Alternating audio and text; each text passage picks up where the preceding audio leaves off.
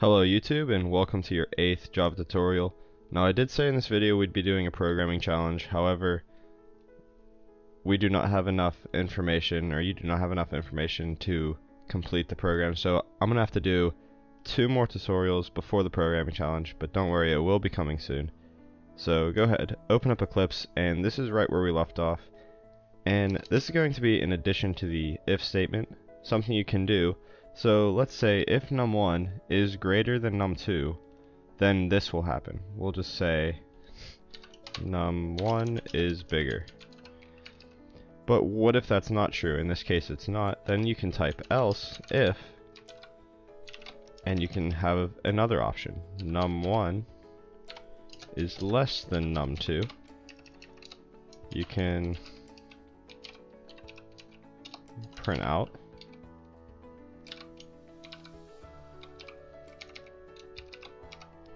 num1 is smaller.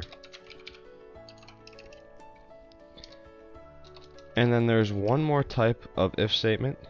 There is the else.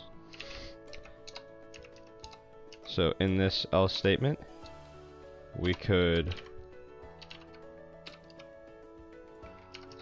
out println print out they are equal. Because if it's not bigger and it's not smaller, then they are equal. So when we run this, num1 is smaller, so this one returned false, therefore it went to the next statement. So then it said num1 is smaller, which it is. So let's say they are equal, then you run it, they are equal. So what happens is it says, it checks if num1 is bigger than num2, then run this code. Oh, this returned false, okay. Else if num1 is less than num2, nope. So then it comes to the else, and there's no code with the else because it's saying, okay, whatever the first if statement said didn't work, whatever else it is, it has to be this, and in this case they are equal. Now you could have another if right here. You could have as many else ifs as you want. If you could say num1 is equal to num2. Now it would still work, and then you could still have another, you could have another else if with another type of condition, and then you could just keep going with the else ifs.